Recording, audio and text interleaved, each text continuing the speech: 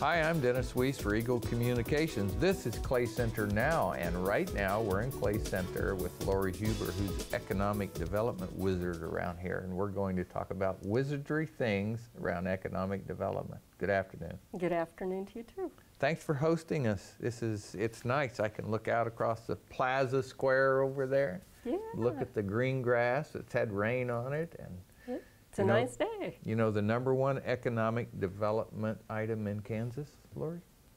I have no idea what you're going to... Rain. Oh! And there's nothing you can do about it. Yeah. Yeah, well, you can pray like I do, so we do our part, right? But the Lord gets to decide who gets water and who gets dust. Yeah. So we're very grateful here today because the heart of Kansas is agriculture. You have Hutch Mayrath sitting over there. That's an agricultural production company with grain moving equipment. And you really ask us here today, so I could ask you some questions about economic development.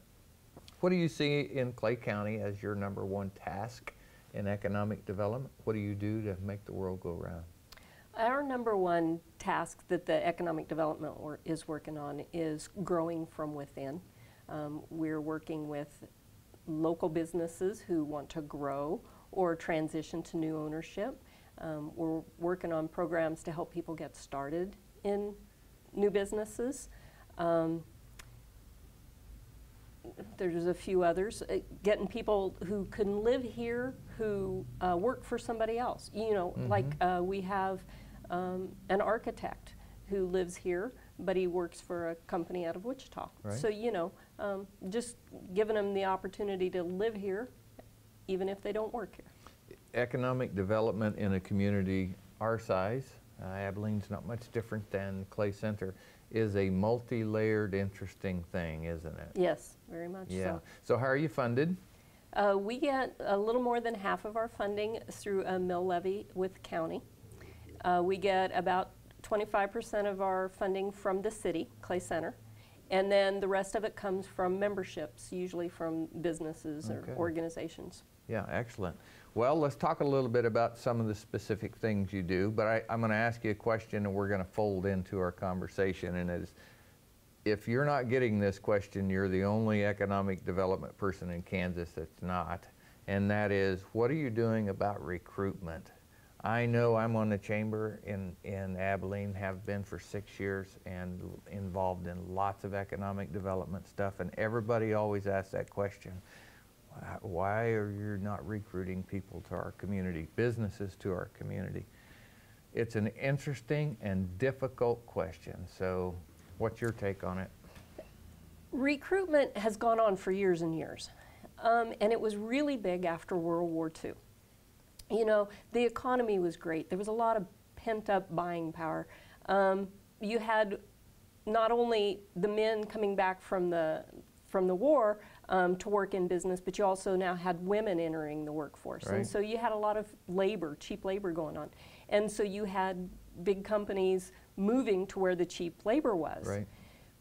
And that came around later, then they moved overseas to where there was even cheaper labor. But so, you know, it worked for a while, and people kind of looked to the past of what has been done to continue doing that in the future. Well, times have changed. You know, lifestyles are different, advances in technology. They've led to things where people are now starting smaller businesses or home-based businesses or freelancing and things like that. In the food production industry, between 5 years ago and now, there's 1,500 new food production companies, 1,500. But there are 47,000 fewer employees in those businesses. So it's just, they're getting smaller niche markets. And so those are the kind of things that, you know, are causing a problem with recruitment these days. There's so few companies that do move around, and there's so many communities that are wanting them, trying to recruit them in, that it's a huge competition.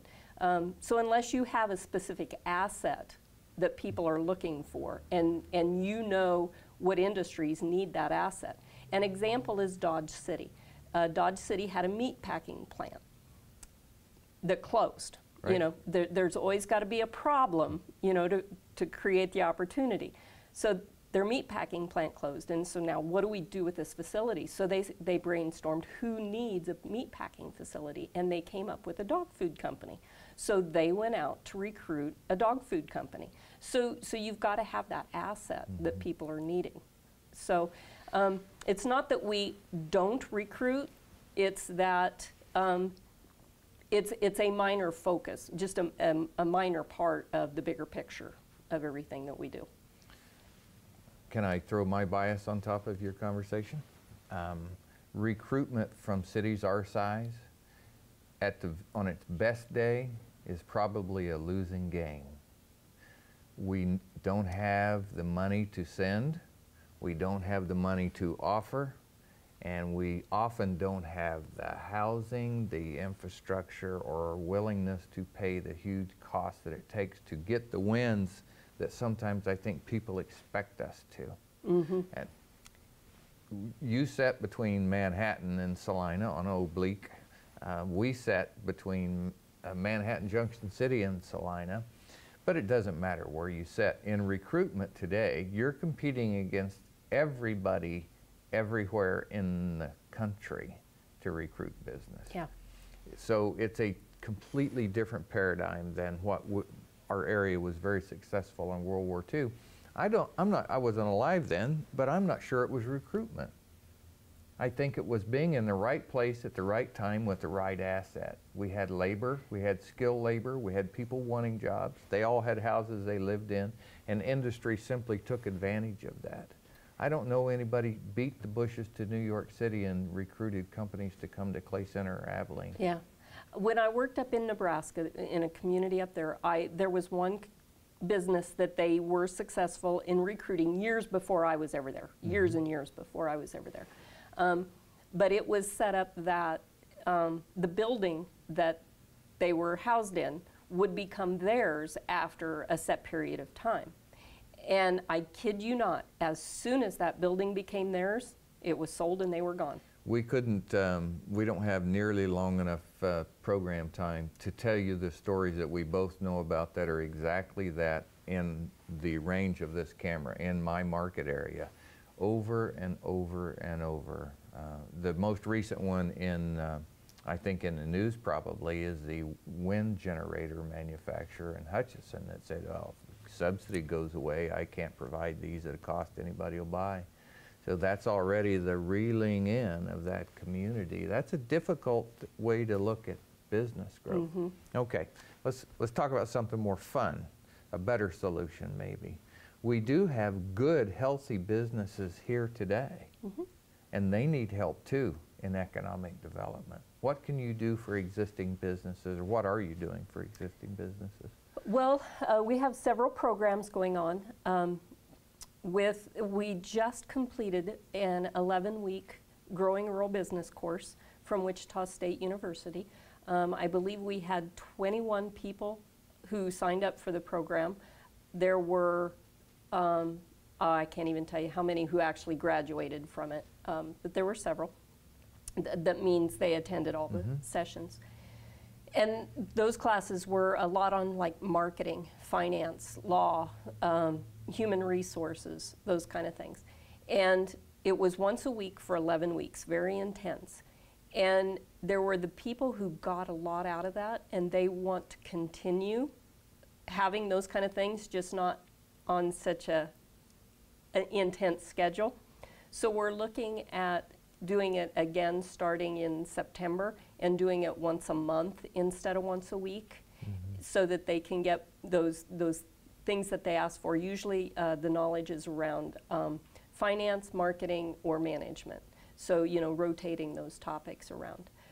We actually had some entrepreneurs come in to, you know, so that we could brainstorm with them. What are the needs of the local business people? What did you need when you started?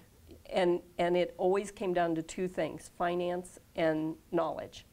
So we're trying to hit that knowledge portion of it. We also have a mentoring program, a coaching program, and then with this Growing Rural Business, we're working on a networking. That's what the monthly thing will also be, is networking. I've had the opportunity to sit with a lot of community bankers over the last few years in this program and in other things in our life. But, you know, oftentimes I think capital, one of the things you mentioned, is restricted by the lack of expertise in the applicant. So there are many no's that go, no, I can't fund that, because the applicant came with what he perceives as a great idea, but he doesn't have any skill package, no business plan, no funding mechanism beyond what he thinks he's going to get at a bank. And so it really boils down to he wasn't prepared to come. So, you know, that's, in my mind, training is the same as recruiting, but you're recruiting from within your community. Right. And I think that organic growth is what will change outcomes for our size of Kansas. Yep. And our size of anywhere, frankly. Yep. What you were just talking about is another avenue that we're going down. It's kind of a pre-entrepreneur training, overcoming the 5 of the barriers to starting a business, and those 5 barriers being choices or habits: money, time, knowledge, and fear. And so in the money portion of this training, it talks about how to finance a business, the main ways. And one is, you know, going to the bank. And so we talk about, in that training, we talk about how when you go to the bank, you have to have a business plan. And they're going to want you to put in typically 20%. And do you have that 20%? You know? Mm-hmm. And then we have a couple of our entrepreneurs, local entrepreneurs that we've interviewed, and they tell their stories about bank financing. And then we talk about family, you know. Some people get their funding from family members. And if you do that and your relationship with that family member is important, put it in writing. You know, is it a gift? If it's not important, put it in writing. Yeah, you know, because one person might think it's a gift and the other right. person's expecting a loan. So yeah, plus 8%. Yeah. So, you know, and then it gets down to, you know, personal, saving your own money to do it.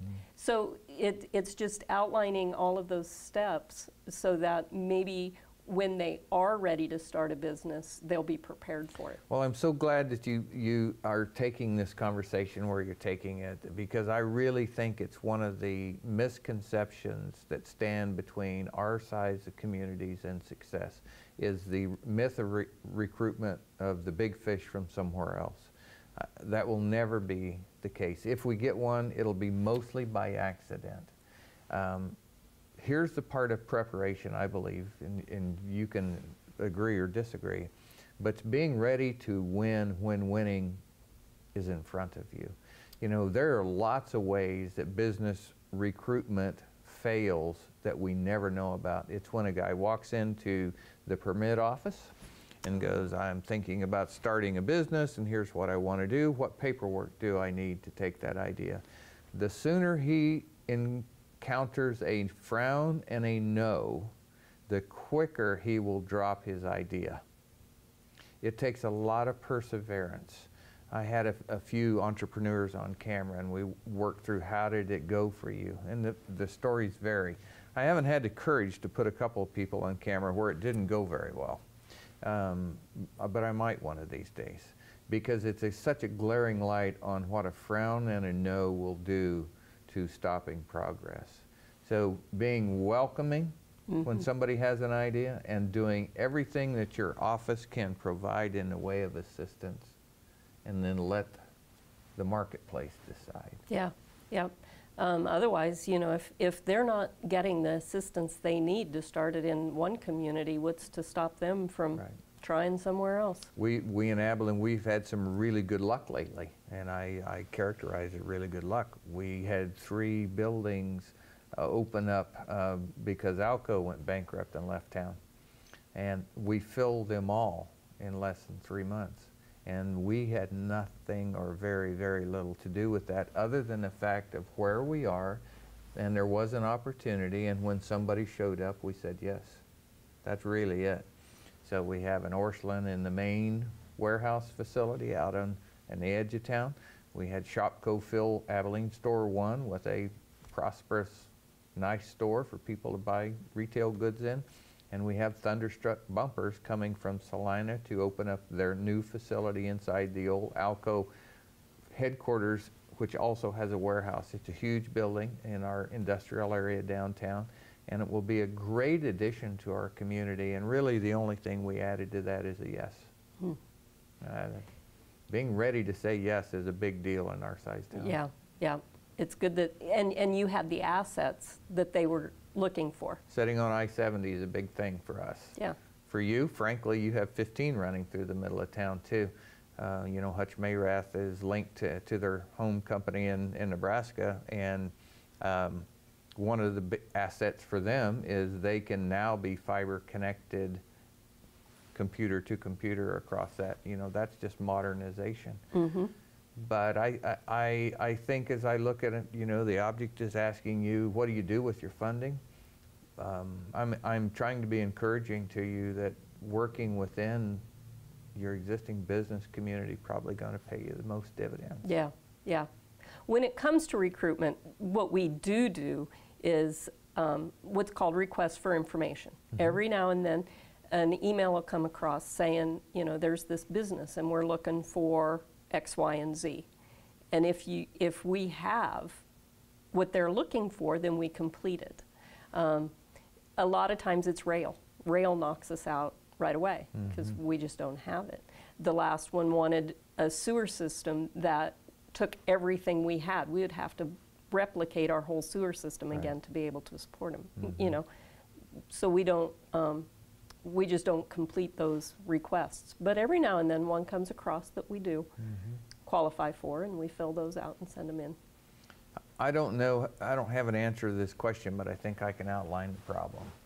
Oftentimes there's prime property in small communities that somebody wants to develop on, and frankly that property legally gets held hostage just with high pricing because it's these places. I imagine you've had to run into that on this highway frontage corridor. I know we run into it in our highway frontage corridor. And you know, all I can offer in assistance in working with you as a partner to you is to say that the only thing I've been able to do is just walk in and sit down and say, gosh, it would, property owner, this would be a great thing for our community if you could find a way of making a reasonable settlement to turn this property into a new business. I don't know of any other way of doing that, but it's a reality that will face you one of these days if it hasn't already. Yeah, there is a current business who would like to, they're not here currently, they would like to be here.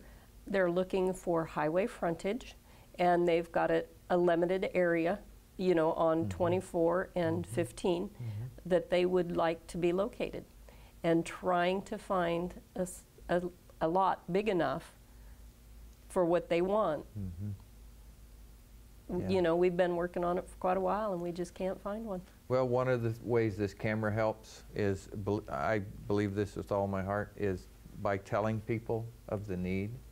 You may generate a conversation, and that you put the right 3 people in a room and almost anything can happen. Yeah, yep. Is that right? If somebody has some highway frontage, that's big. And wants to do something great for Clay Center? And don't care how much, well, maybe don't care isn't quite the right term, but they're willing to sell it for less for the benefit of the community.